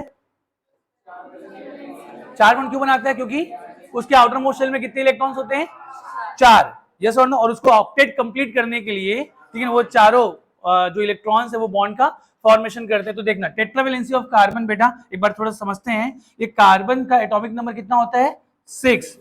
अगर कोई एटम न्यूट्रल स्टेट में है तो उसका एटॉमिक नंबर क्या बताता है? कि उसके पास कितने इलेक्ट्रॉन है, कितने प्रोटॉन है वो तो बताता ही है, साथ में उसके पास कितने इलेक्ट्रॉन है वो भी बताता है। यस और नो? तो कार्बन के एटॉमिक नंबर 6 और फर्स्ट जो शेल है उसमें इलेक्ट्रॉन्स कितने होते हैं?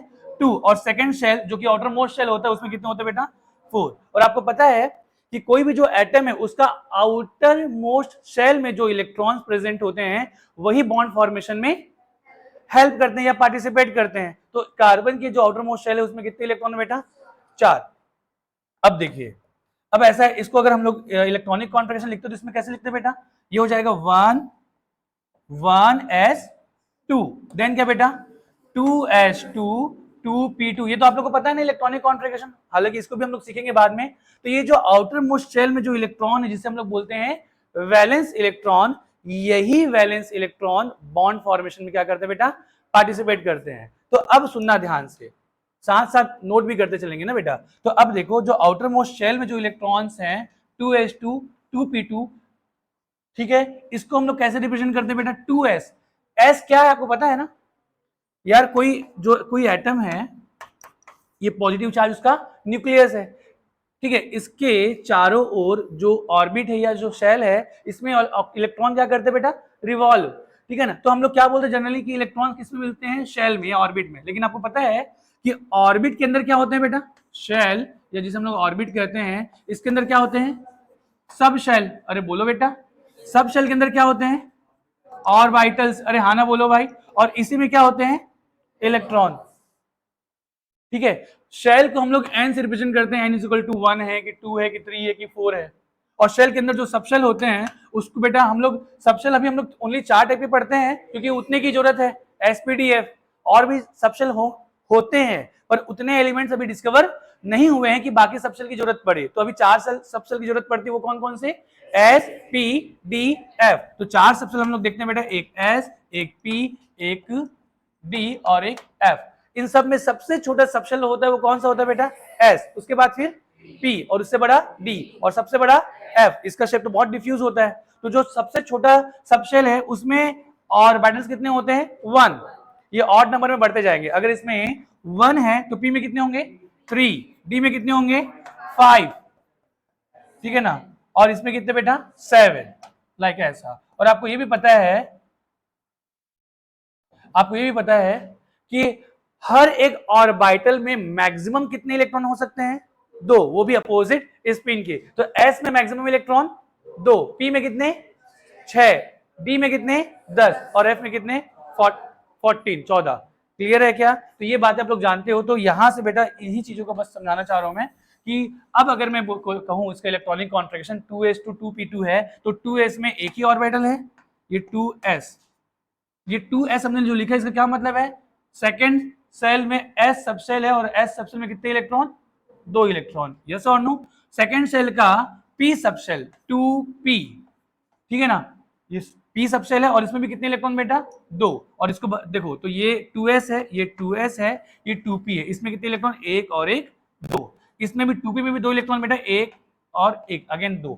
इलेक्ट्रॉन्स को भरने का जो ऑर्डर होता है वो कैसे होता है बेटा? कि पहले अगर एक से ज्यादा ऑर्बिटल्स हैं किसी सबशेल में तो सब में पहले एक एक इलेक्ट्रॉन, जब सब में एक एक इलेक्ट्रॉन चला जाएगा देन उसके बाद फिर क्या होगी? कपलिंग होगी। ये सब किसके लिए होता है? स्टेबिलिटी के लिए, ठीक है ना, कि एनर्जी सब में पहले बराबर बराबर भरो, ठीक है क्या। जब एनर्जी सब में बराबर होगी तो एनर्जी का फ्लो होगा, एनर्जी का फ्लो होगा तो कुछ एनर्जी रिलीज होगी और एनर्जी रिलीज होगी तो स्टेबिलिटी क्या होगी?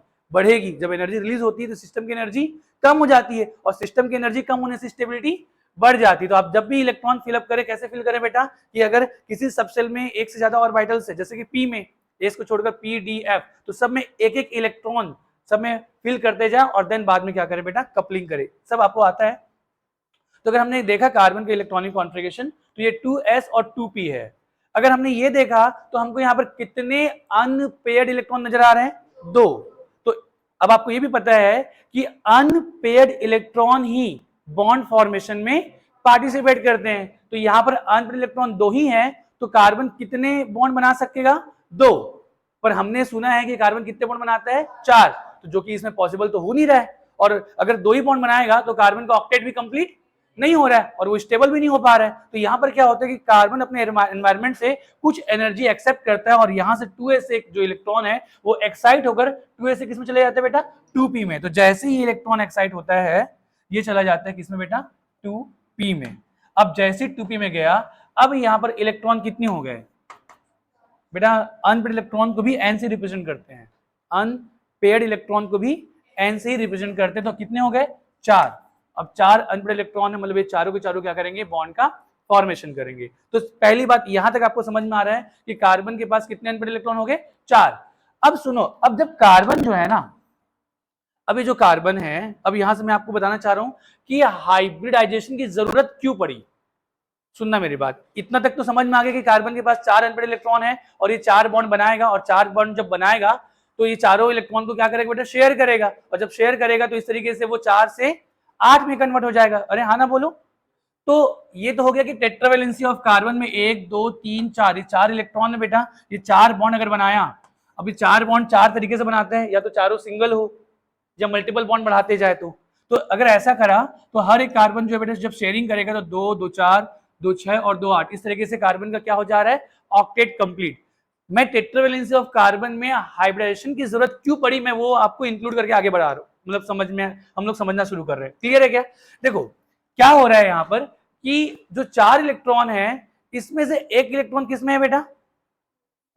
s में है, और बाकी इलेक्ट्रॉन किसमें है? p में है। तो एक इलेक्ट्रॉन है s में, एक इलेक्ट्रॉन बेटा s में, और बाकी इलेक्ट्रॉन किसमें है? p में। क्लियर है क्या बेटा? s का जो शेप होता है वो क्या होता है? स्फेरिकल, मतलब एक इलेक्ट्रॉन s में है, ठीक है जी। और बाकी p का शेप क्या होता है? डबल शेप, मतलब जो कार्बन के जो बाकी 3 इलेक्ट्रॉन है वो किसमें है? p में है।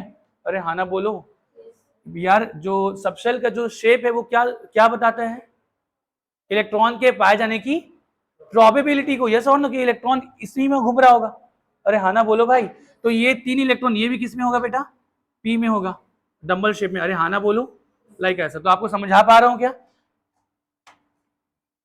ये इलेक्ट्रॉन जो है ना, मैं डिफरेंट कलर से ऐसा शो कर देता हूं। ये इलेक्ट्रॉन एक s में बेटा, बाकी किस में है? p में। अरे हाँ ना बोलो, ठीक है। अब ये चारों के चारों इलेक्ट्रॉन अनपेयर्ड थे, अब ये क्या करेंगे? 4 हाइड्रोजन के साथ क्या करेंगे? बॉन्डिंग, ठीक है ना। अब हाइड्रोजन बेटा, अगर मैं 4 हाइड्रोजन लिख लिया, 1 2 3 और ये 4, और हाइड्रोजन के पास कितने इलेक्ट्रॉन होते हैं? 1। अरे हाँ ना बोलो। और हाइड्रोजन का जो इलेक्ट्रॉनिक कॉन्फ़िगरेशन वो क्या होता है? 1s1। अरे हाँ ना बोलो बेटा, मतलब हाइड्रोजन में भी जो इलेक्ट्रॉन होंगे वो s में ही होगा, और s का शेप क्या होता है बेटा? Spherical again. तो इसमें जो इलेक्ट्रॉन है वो s में ही होगा। ये सब के सब क्या बेटा? ये 1s है, ये भी 1s है, ये भी 1s है, ये भी 1s है। ये कार्बन का क्या था बेटा? 2s। ये क्या था? 2p। ये क्या था? 2p। ये क्या था? 2p। लिखेंगे कुछ नहीं ना, जो मैं बताऊंगा फाइनली बस वही लिखेंगे, अभी सिर्फ समझ रहे हैं हम लोग, ठीक है। तो अब देखना ध्यान से, ये हाइड्रोजन का इलेक्ट्रॉन हो गया, ये अगेन हाइड्रोजन का इलेक्ट्रॉन, ये हाइड्रोजन का इलेक्ट्रॉन, ये ऐसा।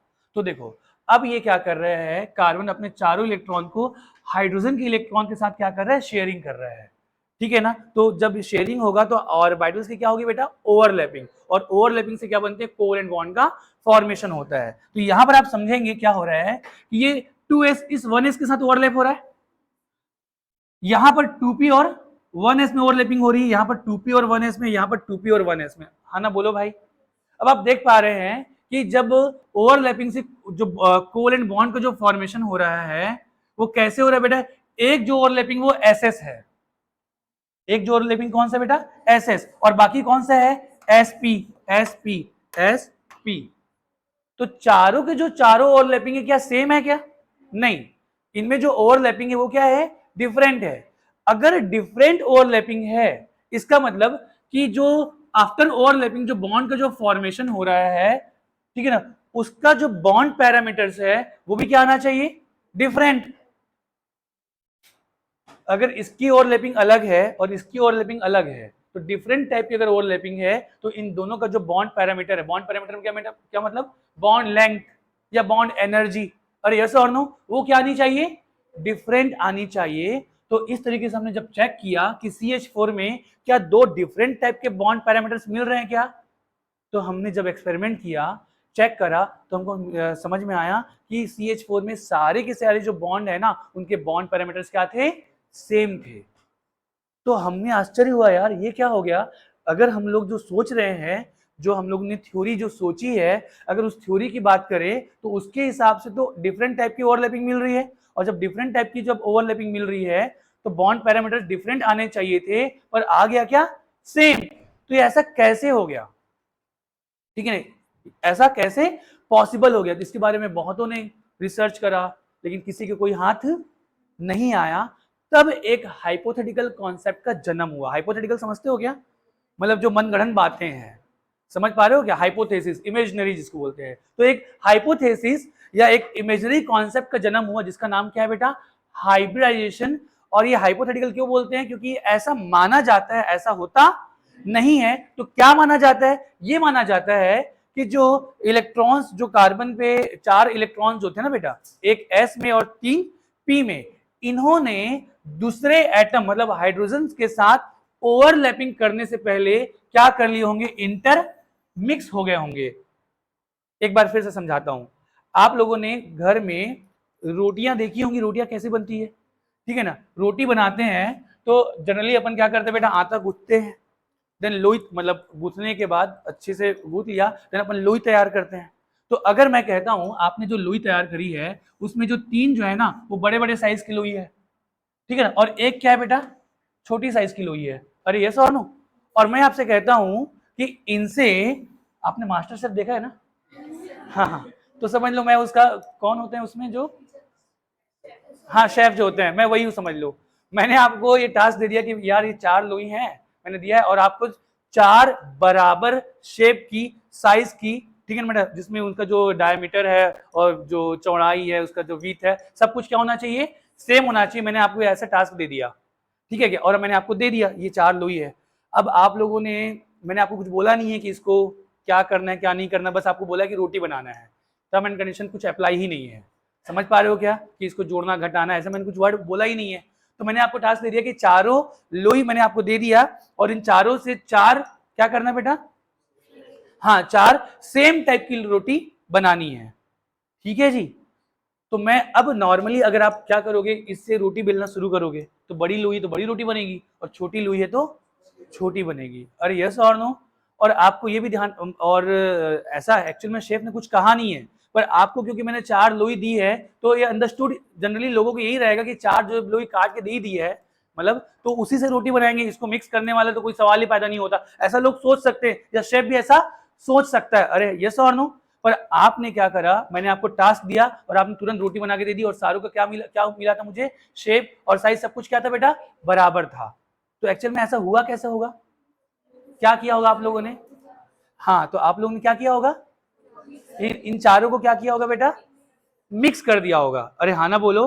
और मिक्स करने के बाद, ठीक है ना, आपने इक्वल, आपने मिक्स करके एक बड़ी लोई बना दी, ठीक है ना। अच्छा कितने को मिक्स किया था, 4 को मिक्स किया था। तो जब 4 को मिक्स किया था तो डिवाइड कितने में करोगे, 4 में ही करोगे। तो हाइब्रिडेशन में जितने ऑर्बिटल्स इंटरमिक्स होते हैं उतने ही नए ऑर्बिटल्स का पुनर्जन्म होता है। समझ पा रहे हो क्या मतलब वापस से उसको क्या करोगे बेटा, डिस्ट्रीब्यूट करोगे। तो चारों को आपने मिक्स करके बड़ा लोई बना दिया, और बड़ा लोई लेने के बाद एक प्यार से चाकू लाया और 4 इक्वल हाफ में क्या कर दिया बेटा, डिवाइड कर दिया। जैसे ही आपने 4 इक्वल हाफ में डिवाइड किया, ये जो 4 डिफरेंट साइज की जो लोई थी वो 4 सेम साइज की लोई में क्या हो जाएगा बेटा, कन्वर्ट हो जाएगा। और जैसे ही 4 सेम साइज की लोई में कन्वर्ट हुआ, आप इससे रोटी बनाओगे तो 4 सेम साइज की रोटी आपको तैयार हो जाएगी। बिल्कुल यही जो इमेजिनेशन जो है ना बेटा, वो हमने किस में करा, हाइब्रिडाइजेशन में। हमने ये देखा कि ये जो एक S इसकी साइज छोटी है और P की साइज क्या है बेटा, बड़ी है, ठीक है ना। तो जब दोनों में साइज का डिफरेंस है तो बॉन्ड लेंथ भी क्या आएगा, डिफरेंट आएगा, ठीक है। लेकिन आया क्या था, सेम आया था, तो क्या हुआ होगा, ये हुआ होगा कि ये चारों के चारों आपस में क्या हो गए होंगे, इंटरमिक्स हो गए होंगे। अब इसको कोई देख नहीं पा रहा है, समझ पा रहे हो, इसलिए इसको क्या बोल दिया गया बेटा, इमेजिनेशन, ठीक है ना। ये चारों के चारों क्या हो गए होंगे, इंटरमिक्स। तो कितने इंटरमिक्स हुए बेटा, एक एस का और 3 पी का। तो जब एक एस और 3 पी मिले तो क्या बना बेटा, sp3 का एक बड़ा सा ऑर्बिटल। यस और नो, एक एस और 3 पी का क्या, एक बड़ा सा, जिसे हमने क्या नाम दिया बेटा, sp3। और ये sp3 को 4 पार्ट में अगेन हमने क्या कर दिया, डिवाइड कर दिया, मतलब हमको क्या मिल गए, 4 sp3। कितने sp3, 4 sp3। तो इसी को समझाने के लिए कि अब जो कार्बन है ना, वो इसमें जो इलेक्ट्रॉन s में नहीं है और ना ही p में, बल्कि s नहीं, ये जो इलेक्ट्रॉन है वो s नहीं बल्कि sp3 में है। अगेन यहां पर इलेक्ट्रॉन p में नहीं बल्कि sp3 में, यहां पर भी जो इलेक्ट्रॉन है वो s नहीं, सॉरी p नहीं, sp3, और यहां पर भी क्या बेटा, sp3। और यहां पर जो ऑर्बिटल है ना, उसका जो शेप होता है ना, जो हाइब्रिड ऑर्बिटल है, उसमें हम लोग 2 लोब बनाते हैं। एक लोब जो होता है बेटा, एक लोब जो होता है वो बड़ा होता है, और एक लोब जो होता है वो क्या होता है, छोटा।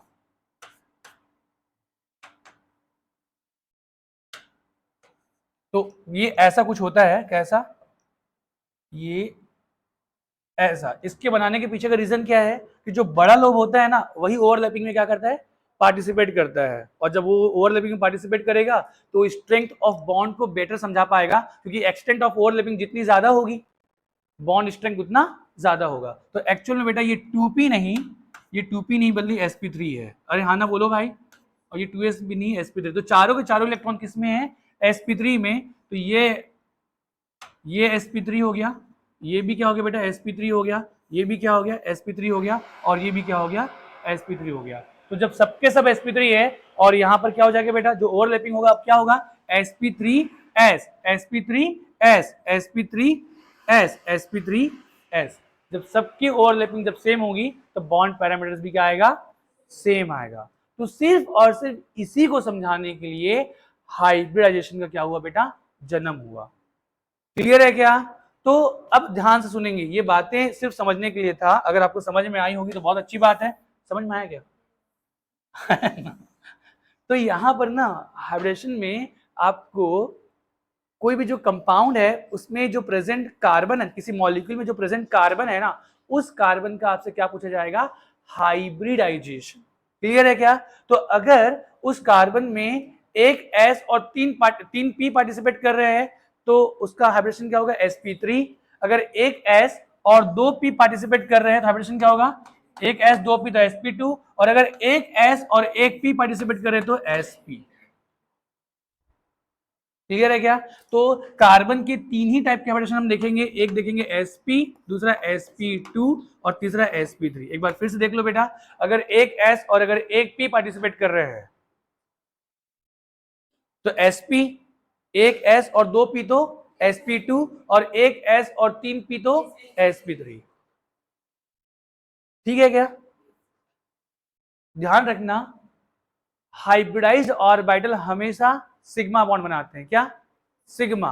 तो अब आपका सवाल हो सकता है कि सर अगर एक s और एक p मिलकर इंटरमिक्स हो रहे हैं और sp ऑपरेशन बना तो बाकी के 2 इलेक्ट्रॉन क्या करेंगे, तो ये अनहाइब्रिडाइज्ड ऑर्बिटल है और ये बनाएंगे पाई बॉन्ड। समझ पा रहे हो क्या। ठीक है, तो बाकी जो भी बचेगा वो बनाएगा क्या, पाई। अगर चारों के चारों इंटरमिक्स हो रहे हैं तो चारों सिग्मा बॉन्ड बनाएंगे, चारों सिंगल। ठीक है ना। अगर 3 पार्टिसिपेट करे तो 3 सिंगल बनाएंगे, 3 सिंगल मतलब 3 सिग्मा, और एक क्या बना लेगा बेटा, पाई। अगर 2 पार्टिसिपेट करे तो 2 सिग्मा बनेगा और 2 पाई बनेगा। तो ये मैंने वर्बल बताया, इसको बड़ा डिटेल में हम लोग देखेंगे कहां पे, केमिकल बॉन्डिंग में। तो अभी तो बेटा टेट्रावैलेंसी ऑफ कार्बन आप लोगों ने हालांकि पढ़ाई हुआ है, ये आप लोग बचपन से करे आ रहे हो। मैं जस्ट आपको हाइब्रिडेशन कराना चाह रहा था, तो ये मैंने आप लोग को थोड़ा थ्योरी मैंने जस्ट बताया बेटा। तो काम की बात यहाँ से, जो टेट्रावैलेंसी ऑफ कार्बन है बेटा, तो ये तो आपको समझ में आ गया कि कार्बन के जो 4 बॉन्ड है, ठीक है ना, 4 इलेक्ट्रॉन है, सॉरी 4 इलेक्ट्रॉन है, ये 4 तरीकों से बॉन्डिंग कर सकते हैं। और वो 4 तरीके से बॉन्डिंग कैसे करेंगे बेटा, तो आपको यही इतना ही लिखना है यहाँ से, ठीक है ना। ये सारी बातें पता है ना। आउटर मोस्ट इलेक्ट्रॉन, या जिसको हम लोग बोलते हैं वैलेंस इलेक्ट्रॉन, वैलेंस इलेक्ट्रॉन ही क्या करते हैं, बॉन्ड फॉर्मेशन में पार्टिसिपेट करते हैं, ठीक है ना। और वो भी कौन से, unpaired electron, paired electron bond formation में पार्टिसिपेट नहीं। ये सब चीजें पढ़ेंगे बेटा किसमें, इनऑर्गेनिक केमिस्ट्री में। क्लियर है ना, ये सारी चीज हम लोग वहां पे पढ़ेंगे। फिलहाल बेटा तो ये कार्बन जो है चार इलेक्ट्रॉन 4 बॉन्ड बनाएगा 4 तरीकों से। तो पहला क्या बेटा, यहां पर मैं ऐसे लिख लेता हूं, स्ट्रक्चर ऑफ कार्बन जो है वो 4 तरीके से होगा। कैसा? अगर ये चारों इलेक्ट्रॉन 4 सिंगल बॉन्ड बनाए, यस और नो? अरे हाँ ना बोलो बेटा, चारों इलेक्ट्रॉन क्या बनाए? 4 सिंगल बॉन्ड बनाए, एक तरीका ये होगा। दूसरा तरीका क्या बेटा, कि अगर कार्बन जो है, ध्यान से सुनेंगे, अगर कार्बन जो है उसके 2 इलेक्ट्रॉन डबल बॉन्ड बना दे और बाकी 2 इलेक्ट्रॉन क्या बेटा? Single bond.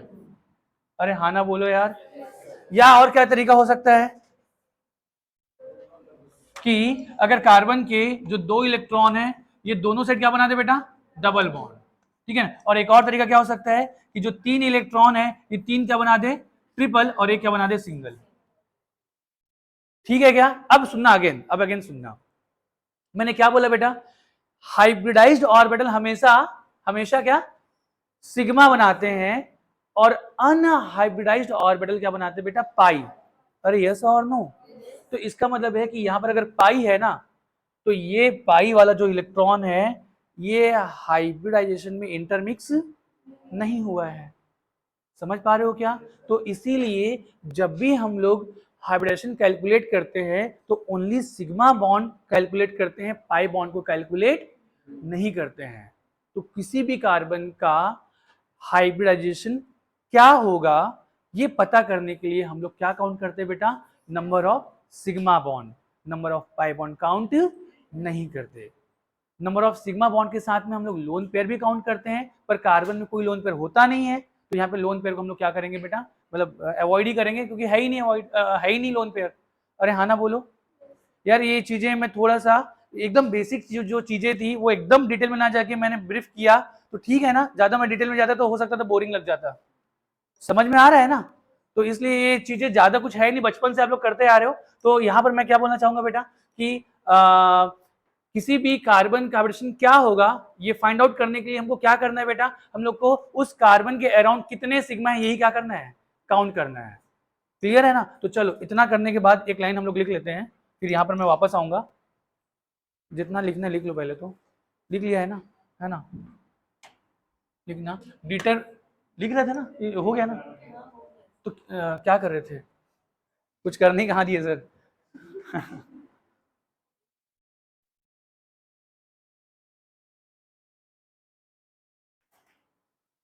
ये सब बहुत बेसिक चीजें हैं।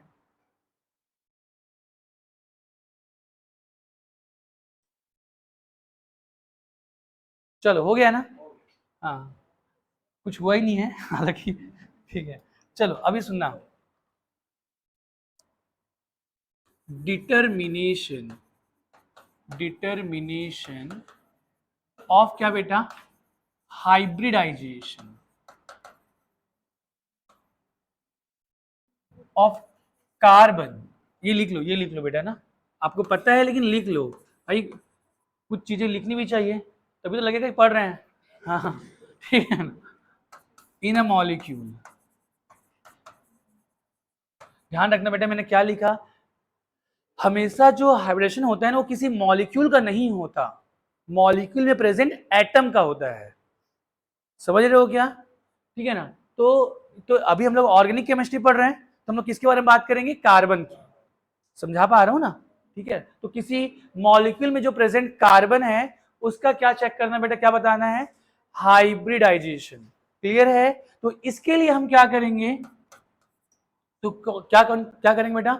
सिग्मा बॉन्ड, कार्बन के लिए अगर निकालना है ना तो ओनली सिग्मा बॉन्ड काउंट करो। यहाँ पे लोन पेयर कार्बन में होता ही नहीं है, तो यहाँ पे लोन पेयर भी अपन नोट नहीं करेंगे। तो यहाँ पर क्या करेंगे?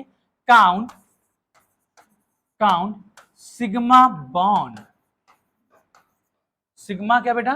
Bond surrounding the carbon atom, surrounding the carbon atom. उस जो भी कार्बन पे निकालना है उस कार्बन एटम के सराउंडिंग क्या करना है बेटा? सिग्मा बॉन्ड काउंट करना है। अरे हाँ ना बोलो? अगर सिग्मा बॉन्ड आपने काउंट कर लिया,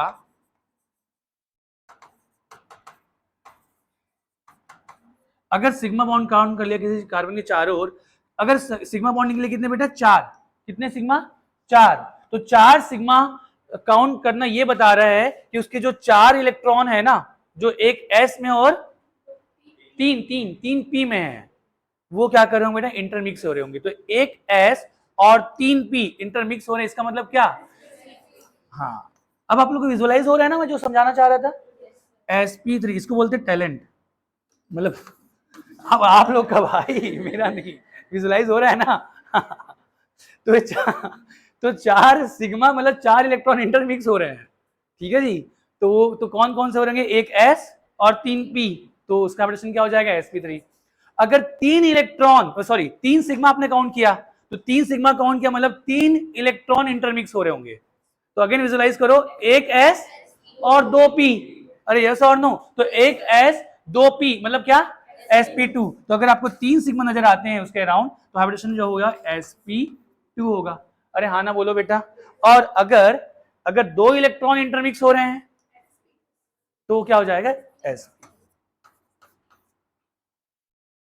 अच्छा, एक इलेक्ट्रॉन, तो सर वो तो इंटरमिक्स थोड़ी ना होगा, फिर उसके लिए हम हाइब्रिडेशन क्यों देखेंगे। एक सिंगल, कोई बंदा एक सिंगल बॉन्ड बना रहा है तो उसको हाइब्रिडेशन की क्या जरूरत पड़ेगी। अरे ठीक है ना, हाँ हाँ वही बात, मैं ही नहीं समझ पाया बेटा। ठीक है क्या, तो ये इतनी सी बात है यार आप लोग के लिए। तो आज इसको खत्म करते हैं जल्दी से, 2 मिनट और, ठीक है, ये हो गया ना। तो तो बेटा एक बार फिर से यहां पर वापस आ जाओ।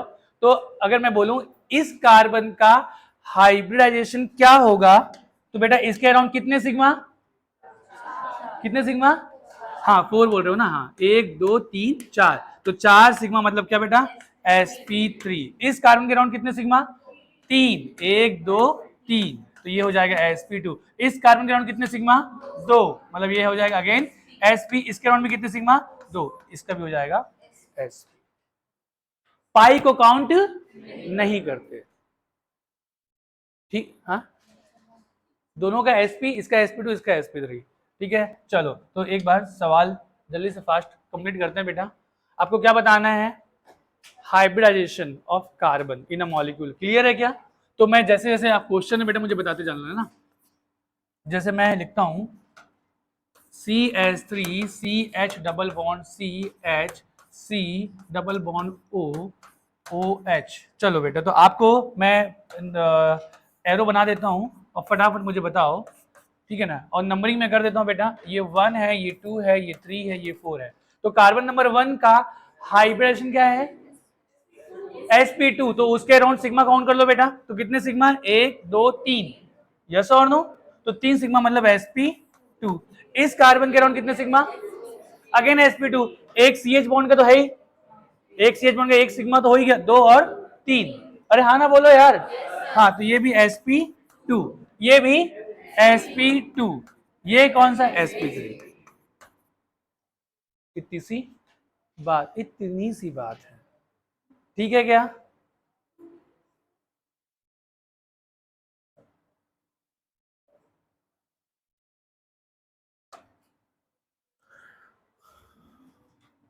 बेटा मुझे बताओ, बेंजीन में ऑल आर sp2, सारे के सारे, क्योंकि सब में एक एक हाइड्रोजन होता है बेटा, यस और नो। मैं अगर इसको ओपन करके ऐसा शो कर दूं H, बेटा अगर मैंने ऐसे करके H लगा दिया ना, तो इसको कार्बन मत समझ जाना, ये बॉन्ड नोटेशन नहीं है, ये तो CH बॉन्ड को बता रहा है। अरे हाँ ना बोलो भाई, मैंने इसमें मिक्स कर दिया, BLN को CSF के साथ मिक्स कर दिया। मिक्सचर भी खाते हो ना, अरे खाते हो ना, हाँ तो हाँ यहाँ पे भी खा लिया करो। तो क्लियर है क्या। तो यहाँ पर हर एक कार्बन क्या बेटा, ये अराउंड कितने, अगर मैं इसकी बात करूं तो कितने सिग्मा, 1 2 3, ठीक है ना। तो ये कार्बन क्या है, sp2। अच्छा इस कार्बन के ये, तो एक और एक 2, ये तो इसके साथ काउंट हो गया था, हाँ क्या इसके लिए काउंट होगा ना भाई। तो इसके लिए भी ये, इसके भी काउंट होगा ना, 1 2 3, ऐसा मत करना ना गलती से भी, सर ये सिग्मा तो इसके लिए काउंट कर लिया, तो इसके लिए थोड़ी ना होगा। क्यों नहीं होगा भाई, इसके साथ शेयरिंग नहीं करा है क्या, करा है ना। तो 1 2 3, तो ये भी sp2, ये भी sp2, ऑल आर sp2। तो सब के सब क्या है बेटा, sp2, all are sp2, sp2 hybridised,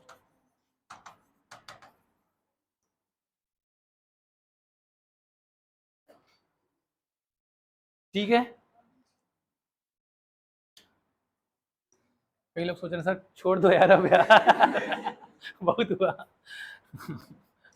चलो ठीक है, तो ये मैं आप लोगों को यही था, आप लोग ने बचपन से पढ़ा हुआ है, आज की क्लास बचपन वाली क्लास थी, ठीक है ना, जिसमें हम लोगों ने क्या क्या देखा बेटा, रिप्रेजेंटेशन मतलब ऑर्गेनिक कंपाउंड क्या था, कहाँ से आया, किसने क्या बोला था और बाद में क्या हुआ। अब सुन ले बेटा आप थोड़ा सा आराम से तो नहीं हर दिन हम लोग रिवाइज करेंगे ना भाई कि हमने क्या करा, कि आप लोगों को घर में ज्यादा समय लगाना ना पड़े। देन हमने क्या देखा बेटा, रिप्रेजेंटेशन, 4 तरीके से रिप्रेजेंटेशन होते हैं क्या, एक molecular formula, then structure formula, 2 type के, कंडेंस और एक्सपेंडेड, और तीसरा क्या बेटा, बॉन्ड लाइन नोटेशन। देन उसके बाद फिर हमने क्या देखा, number of sigma, number of pi, फिर हमने देखा क्या बेटा, टेट्रावैलेंसी ऑफ कार्बन, आप लोग को ऑलरेडी पता ही था। अगली क्लास में हम लोग स्टार्ट करेंगे बेटा डिग्री ऑफ अनसैचुरेशन, और देन हम लोग देखेंगे होमोलॉगस सीरीज, और फिर अगली क्लास में हम लोग आईयूपीएसी शुरू कर चुके होंगे। ठीक है क्या, फिर से वही बात, ठीक है ना, इस बार आईयूपीएसी हम लोग डिफरेंट तरीके से करेंगे। ठीक है, चलो थैंक यू सो मच, मिलते हैं अगली क्लास में, थैंक यू। हाँ